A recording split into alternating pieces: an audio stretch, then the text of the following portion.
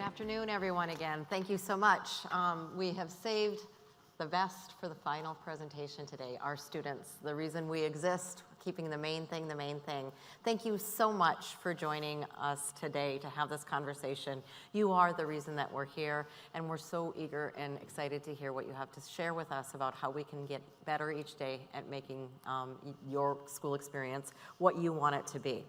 So as you know, if we could just start out, Maria introduced us as we came to stage, but Ethan and Jaden and Asta, if you could just talk about who you are, what your home school is, where you go to school, and just a little bit about yourself, rising senior, rising junior, whatever it might be. I'll start with you, Ethan.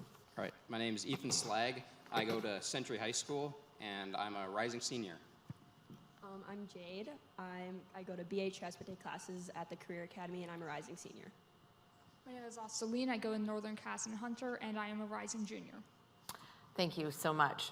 So as we know, personalized learning matters so much for each of our students in all of our schools. If each of you could take some time to share what makes your school experience unique or different than the conversations that you might have with your peers from other school districts in the state or other schools in the state. Asta, we'll start with you. Okay, so as I said, I go to Northern Cass High School, which, if you didn't know, is located in the middle of a cornfield in Hunter. So generally, it would seem like it's a very isolated location, but there's like a huge sense of community throughout the school. I can't remember exactly how many towns are in the district, but I think somewhere around 30% of our students are open enrolled through other districts. There's about 700 kids, and there's like so much interaction with the community. There's so many times where like classes will go outside of school to go help out the community.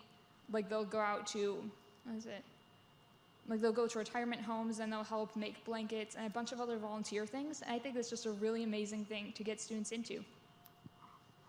So like I said, I am enrolled through BHS, but I take about 90% of my classes through the Career Academy and Empowered Ed. Along with that, I am in welding, but through Empowered Ed, our core classes like math and English and science, we do a similar thing to Cass County. We do like to get out into the community and help out with community projects and stuff. But I think what's unique about Empowered is we get to use our own personal skills to help us learn in the more standardized way, I guess you could put it. We don't get things like put in front of us. We get to prove what we know the way we choose to. Ethan. Yeah, kind of exactly like what Jade said. This was my first year taking any Empower Ed classes, so I transferred from English 11 into the Empower Ed program, and it's been awesome. Yeah, like she said again, it's mainly like personalized learning, so we really focus on kind of things that we're interested in. So like I'm interested in automotive, kind of deals. So that's really what I would focus on, and everyone's able to kind of pick and choose their own area of interest. And I'm going to take all my core classes up there next year. So Jade and Ethan, you mentioned Empower Ed, and you mentioned it as a program. Asta, you have at Northern Cass something called the Studio program. I think similar but different. For most of these people in the audience, when they hear program, they're going to hear, well, it's a series of courses that you take, or it's some classes that you take, or it's some lessons that you do, it's some assignments that you turn in.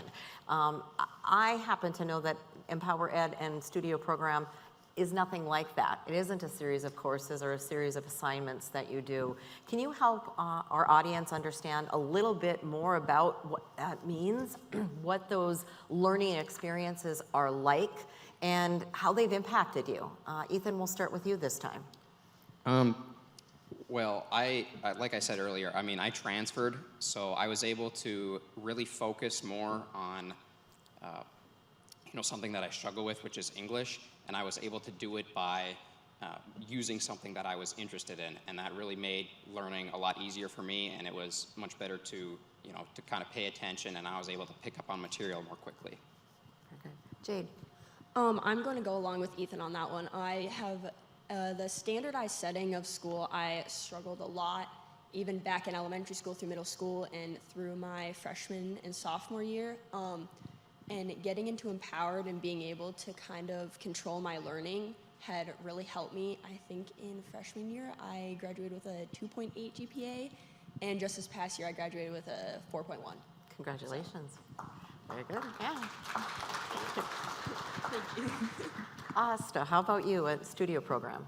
Okay, so the studio program has very similar values to the Empowered program, from what I understand, of like student choice in education. So how it works is like through Northern Cass, there's like the certain amount of classes that you have, right? And then you can take a couple of those classes, and instead of going to that traditional classroom setting, you instead go to a different room with a bunch of education coaches, and they'll be like, okay, what are you interested in? What do you want to make out of this? And you get all of the credits for those classes, but you get to focus in on your interests within those graduation requirements. Let's dig into that a little bit more deeply with all of you. So backstage, we were talking about Empower Ed and the studio program being an opt-in. There is the traditional pathway that works well for some, or at least, you know, we hope that it works well for some. But you all had the choice. You made the choice to opt in. And then somewhere, and I asked you, well, how did you know that that was a better fit for you? One of you, Jade, you had said that you actually had an experience this summer with a more traditional English course, and recognizing now, after having experienced Empower Ed or a studio program, just how drastically different that traditional route or traditional class is. So let's talk about that a little bit more. We'll start with you, Jade. If you can tell us about why it was that you chose to opt into Empower Ed, and then I will ask each of you that same question. I guess so, kind of going forward a little bit, it started with my sophomore year. We had to go meet with our counselors, get all of our classes lined up, and I just kind of shared with her. I was flat out honest with her. I was like, I want to take the easy classes, I want to get my credits, I want to graduate, I want to be done. And she kind of slipped me this little flyer about the Empowered Ed program, and she was like, this is where you fill out the application, this is who runs it, shoot them an email. And I was like, okay, great.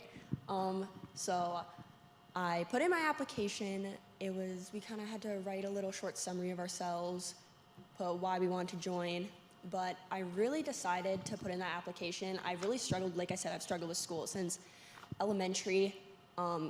Personally, I think school, like the standardized school system really like downgraded me in a way. Like I almost felt dumb going into school, which is not supposed to happen. You're supposed to be learning, feeling better, but that's really not what I was feeling. So I guess by my sophomore year, I was really just fed up with it and over it, and I would never want to go back, and Empowered has got to be the best thing that's ever happened to me.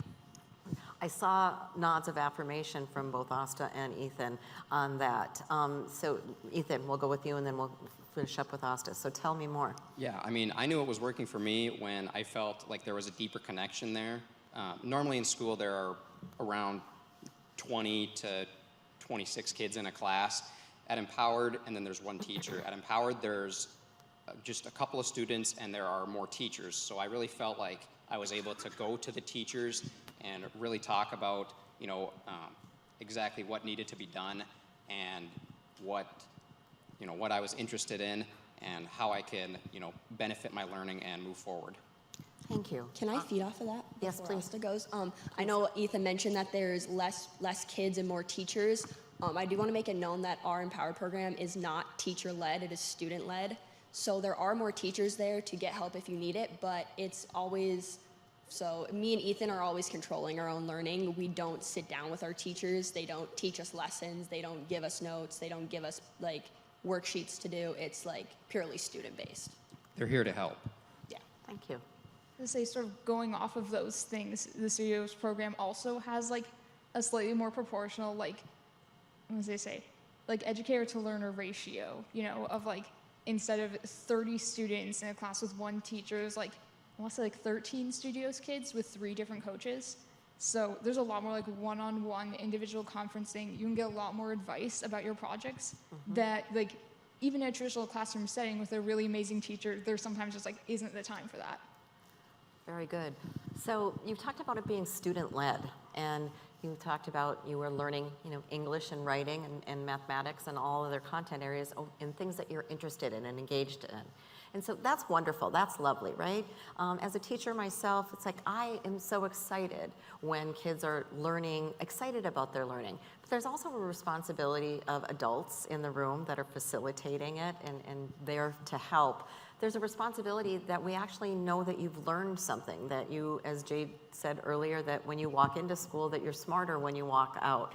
How do you know, having that being student-led, and those teachers aren't telling you what the assignments are or telling you, how do you, each of you know that you've learned what you needed to learn and that you've learned what you'll need to make yourself successful after you leave our K-12 system? So how do you know that it's meeting your needs as a personalized learner? Ethan, we'll start with you. All right. Well, it's really meeting your needs, and that's something you have to discuss with your teacher, I guess.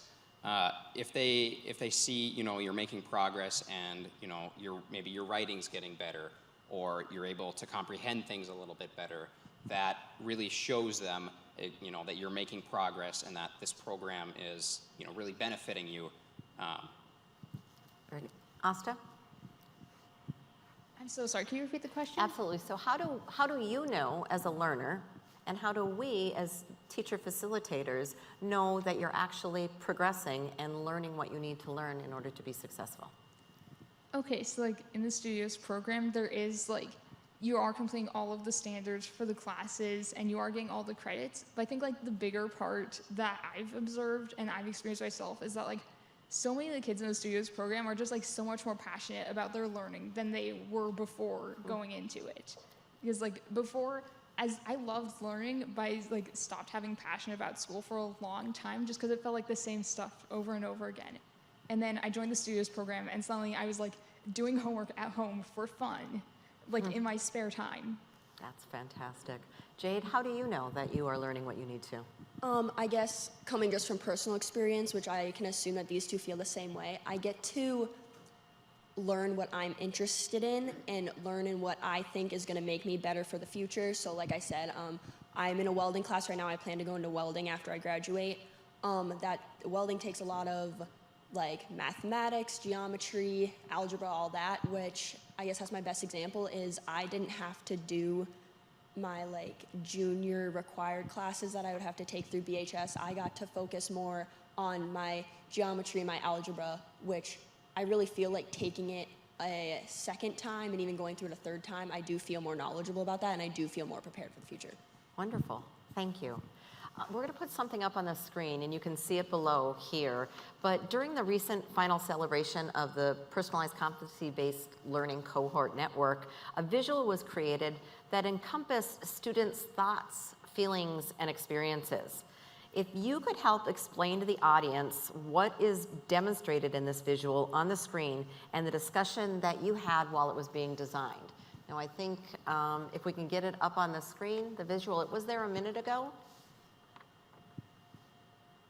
Well, we'll wait for them to get it back up on the screen. Oh, they think they're pulling it up right now.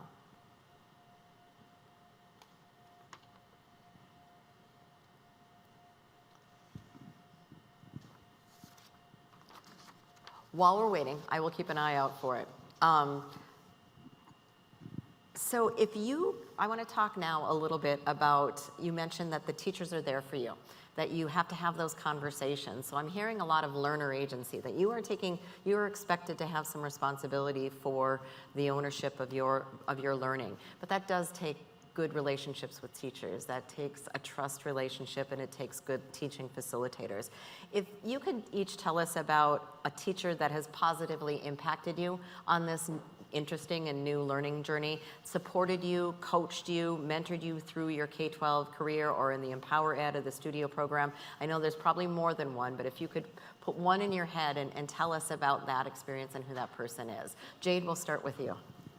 I'm gonna have to say Mrs. Anderson. I think Ethan can agree with me on that one. She's got to be one of the greatest teachers I've ever had. She was my math and science teacher through Empowered, but she never thought twice about helping me with English or history or even personal things. We just got really close. I think Ethan can also agree with that. She's very personable. It's really easy to make connections with her, really. Very good. Asta? I was gonna say, I had such a hard time like thinking about this question, but like if I had to narrow it down to one person, it'd absolutely be Wyatt Whitaker from Northern Cass. Shout out Wyatt Whitaker. But he was our computer science educator. I took his first class in 9th grade and his second class in 10th grade, and I was very nervous because I was super interested in computer science, but it was something that I hadn't had experience before and I wasn't very good at, so I was very worried about that. But he was always super supportive, and I would have just like these crazy ideas like, okay, I want to make this video game and I want to make this idea, and he'd always just be like hyping up every single idea that someone came up with. He's like, that's great, let's figure out the steps to get to there, you know? That's fantastic. Ethan? I'm going to as well also have to go with Mrs. Anderson. I had her in 8th grade for earth science, and from the get-go, her teaching style was very project-based. So we did, a ton of projects, a lot of hands-on learning, and that was at Horizon, and now she teaches at Empowered. And I really felt like there was a deeper connection there because I've already had her as a teacher. So I felt, really comfortable, although she wasn't my main teacher for English. She's the math and science teacher over there. I really felt like, I could go to her for anything, and she's just very empathetic and caring no matter what you have to say. Fantastic. Okay, we have the visual up there. How I learn best. There's a lot going on in that photo, and you guys are the creators of that. The students created this. Asta, Jade, Ethan, I'll start with Asta, but you guys just jump in. Tell us what's going on there. Okay, so I can't remember the name for this session, but we met with an illustrator who came up with these like absolutely amazing graphics to like sort of summarize the idea of a lot of different sessions and a lot of different, like, sort of puts a ton of ideas into one very visual sort of piece. And there were so many ideas expressed in this of like how we learn best, what we appreciate from teachers, and all the different ways that we learn outside of school. Some key points, Jade. Yeah, so basically going off of what Asta said, basically it was a bunch of us kids in a room, and this illustrator had this huge piece of paper, and we basically would just share our ideas about school, and this is what we had come up with. This was a while ago, so I can't, and there was like, I think there was like 13 of us sharing, so it's kind of a big mess. I can't remember who shared what, but I know there were some good points put into it. Perfect. Ethan. So pretty much what we started with here, as you can see there, was what our ideal environment for learning would look like. So, we kind of bounced back and forth with a couple of points, and then we moved into, what if there was no school? And that's when we really got to talk about, okay, what would we do if we were all completely on our own? And we basically said that we would still be able to move forward with our learning no matter what would happen. And then we had discussed how teachers would be able to assist us, what is and then what isn't helpful, for them to share or to do with students. And then lastly, we moved to the point of where are we empowered? Where are we driven to learn? Where are we most comfortable? And that's really where the most learning takes place. That's fantastic. There is a lot going on there, but there's so many valuable pieces of information that you students gave as gifts to us as adult facilitators. When we as adults sit down and hear what you're saying to us, the trust that you've provided in us, placed in us, the authenticity, and just the vulnerability that you all shared as students to say, this is the way that we learn best, this is what will help us, this is what isn't helping us, and this is what we need and what we want, most importantly, from our learning. So thank you so much for participating in that. Thank you for sharing with our audience today. It's always humbling for me to see the words from our customers, the people that we get up every morning to serve, be so honest and authentic and sincere with that advice to us. So thank you. So we are wrapping up time here, and we only have just a couple of minutes left, but just final thoughts in the spirit of that. Final thoughts on, and I'll let you take this in any direction that you want, what you are grateful for in the unique experiences that you are having, any words of wisdom or advice that you would provide to us as adults in this room to continuously improve, and any words of advice to those students that are coming after you. So you can address any of those, all of those, or one of those. And we will start with Ethan. Okay, so for teachers, I'll talk about you guys for a little bit. So I I think it's important for you to understand that each student learns differently. Every student learns at a different pace, and everybody's learning styles are different. So I think it's important that you all are, encouraging and accepting of that, everybody is different, and I'm sure, lots of you are, but I think that's an important point to remember. Thank you. Jade? I'm also going to go off of Ethan. I think teachers have a really hard time understanding that we all have a different way of doing things, and we may not enjoy the way that you're giving us. And that's when I'm gonna call myself out here. I was the one to look at my teachers and tell them that I didn't like what I was doing. I need to do something different. I hate this, but I think teachers really need to understand that not all of us are the same. Thanks, Jade. Asta? I was gonna say, I know I've seen like so many different students, and like I've talked to a bunch of my peers, and I think the one consistent thing that whenever we're talking about school, the one thing that always comes up is that like they can tell when you really do care about their education and you care about them being happy and successful in their life, and it makes such a huge difference to all of us. Thank you so much. I'm just going to say, wow, thank you so much for sharing your authentic experiences with us, for being honest and straightforward and direct. You continue to inspire me. I think you continue to inspire all of us. I've said this often. I will continue to say this until I take my last breath. But this generation of young people is possibly the best generation that I've seen thus far. You care about each other, you care about your future, and you care about this great state. So thank you so much. Could you please help me in thanking our students? And thank you so much. Thank you so much. Very good. We'll turn it back over to the governor and to Maria. Thank you so much.